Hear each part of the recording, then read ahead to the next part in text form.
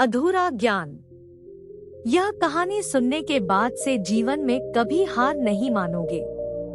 एक समय की बात है, गौतम बुद्ध के हजारों शिष्य उनके पास अध्ययन करने आते थे। गौतम बुद्ध से जब भी कोई चीज से ज्ञान प्राप्त कर लेता था तो उसे किसी दिशा में लोगों को जागरूक करने तथा शिक्षा देने के लिए भेज दिया करते थे।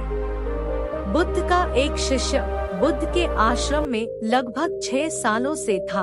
वह शिष्य महात्मा बुद्ध के पास आया और बुद्ध से कहा, मुझे यहाँ आए लगभग 6 साल हो गए, मेरे बाद कितने शिष्य यहाँ पर आए। उनमें से सभी शिष्य को आपने ज्ञान देने के लिए किसी न किसी दिशा में भेज दिया, लेकिन मुझे अभी तक नहीं भेजा। आखिर ऐसा क्यों? क्या मुझे आपका ज्ञान प्राप्त नहीं हुआ है?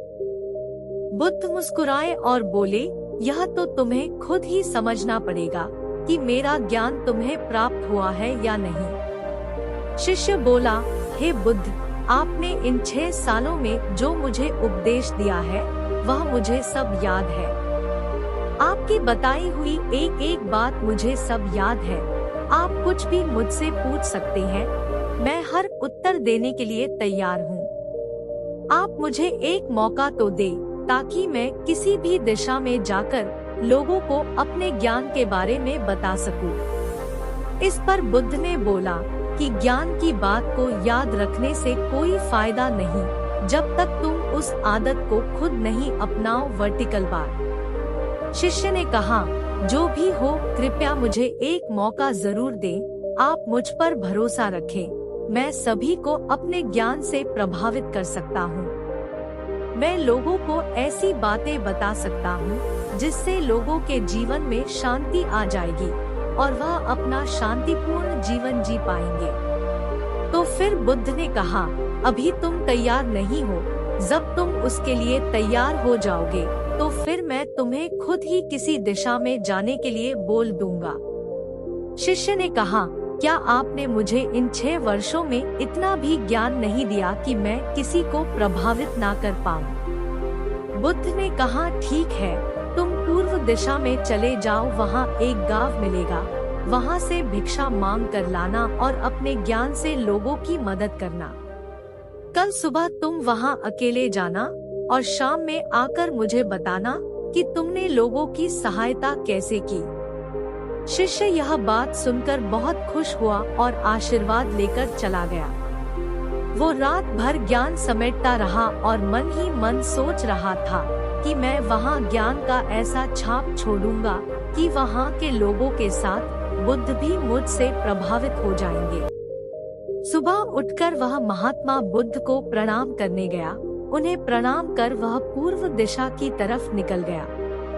शाम को जब वह वापस आया तो बुद्ध ने देखा कि शिष्य के माथे पर चोट लगी है और खून बह रहा है। बुद्ध ने उसे पट्टी की और पूछा, तुम्हें चोट कैसे लगी? शिष्य ने कहा, वहाँ के लोग बेहद ही दुष्ट हैं, उन्हें जरा भी बुद्धि नहीं है। मैं उस गांव में भिक्षा लेने गया पर किसी ने मुझे भिक्षा नहीं दी, सब मुझे वहाँ गालियाँ दे रहे थे।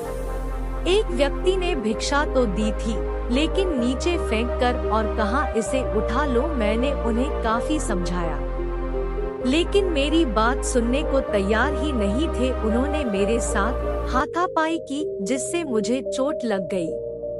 बुद्ध, आप मुझे दूसरी जगह भेजिए जहाँ के लोगों में ज्ञान हो, वो इस तरह ना हो। बुद्ध शिष्य की बात सुनकर मुस्कुराए और बोले, अगर दूसरे गांव में भी ऐसे ही गांव के लोग होंगे तब तुम क्या करोगे? शिष्य ने कहा, हे बुद्ध, मैं ऐसे लोगों को कोई ज्ञान नहीं दे सकता, वह लोग अज्ञानी है, उन्हें कौन समझाए? बुद्ध ने कहा, वह लोग अज्ञानी नहीं बल्कि ज्ञानी है, उनके पास बहुत ज्ञान है परंतु उनके पास खुद का ज्ञान है। अब अगर तुम किसी दूसरे के ज्ञान हो चोट पहुँचोगे तो वह कुछ तो कहेंगे हैं। तुम्हें ऐसे लोग हर जगह मिलेंगे, तब तुम अपना ज्ञान उन्हें कैसे दोगे? बुद्ध ने कहा, आज तुम आराम करो, कल शाम को मेरे पास आना। शिष्य बुद्ध को प्रणाम करके चला गया। अगली शाम जब वह वापस बुद्ध के पास आया, तब वहाँ बुद्ध के एक और शिष्य मौजूद थे। उनके हाथ में भी चोट लगी हुई थी। बुद्ध ने शिष्य के हाथ पर चोट देख उस पर पट्टी की और उससे पूछा, तुम्हें यह चोट कैसे लगी? शिष्य ने कहा, आपने पूर्व की ओर एक गांव में मुझे जाने के लिए कहा था, तो वहीं मुझे चोट लगी। बुद्ध ने कहा, वहाँ तुम्हारे साथ क्या क्या हुआ तुम मुझे बताओ। शिष्य ने कहा, वहाँ पर मैंने सबसे भिक्षा मांगी, लेकिन किसी ने भी भिक्षा नहीं दी। एक व्यक्ति जिसने भिक्षा दी भी तो मुझे जमीन पर फेंक कर दी थी और कहा उसे उठा लो, तो मैंने उसे उठाकर अपने झोले में रख लिया और मैंने उसे सफल होने का आशीर्वाद दिया। तब उस व्यक्ति ने मुझसे कहा, आप बड़े अजीब लगते हो, मैं आपका अपमान कर रहा हूँ और आप मुझे आशीर्वाद दे रहे हो। तो मैंने उनसे कहा कि आप दानी हो, आपने मुझे दान दिया है, इसलिए मैं आपको आशीर्वाद दे रहा हूँ। फिर मैं वहाँ से आगे गया तो कुछ लोगों ने मुझे वहाँ से वापस जाने के लिए कहा। उन्होंने मुझे कुछ अपशब्द है और मुझ पर पत्थर भी फेंके, जिससे मुझे चोट लग गई। और जब मैं वापस आ रहा था तब रास्ते में मैंने एक माँ को रोते हुए देखा। वह अपने बीमार बच्चे को लेकर चिंतित थी। मैं तुरंत जंगल से जाकर उसके लिए जड़ी बूटी लाया, लेकिन वहाँ के कुछ लोग जड़ी बूटी देने नहीं दे रहे थे। फिर मैंने उनसे विनती की वह मुझे उस बच्चे का इलाज करने दे। उसके बाद वह जैसा कहेंगे मैं ठीक वैसा ही करूँगा। फिर जिस व्यक्ति ने मुझे भिक्षा दी थी उसने गांव वालों को समझाया। तब उन्होंने मुझे उस बच्चे को जड़ी बूटी लगाने दी। उसके कुछ देर बाद वह बच्चा ठीक हो गया। फिर गांव के जिन लोगों ने मुझसे अभद्र व्यवहार किए थे उन्होंने मुझसे माफी मांगी और धन्यवाद कहा। फिर मैं वहां से वापस आ गया। हे बुद्ध, मेरी आपसे एक विनती है। उस गांव के लोग बहुत भोले भाले हैं। क्या मैं रोज उसी गांव में जाकर भिक्षा मांग सकता हूँ? यह सभी बातें पहला शिष्य खड़ा होकर बड़े ध्यान से सुन रहा था। उसने यह सुनते ही बुद्ध के चरणों में गिरकर कहा, हे बुद्ध, मैं समझ गया हूँ कि अभी मैं उस लायक नहीं हुआ हूँ कि मैं दूसरों को ज्ञान दे सकूं। बुद्ध ने कहा, हमें बाहर वैसे ही लोग दिखाई देते हैं जैसे हम अंदर से होते हैं।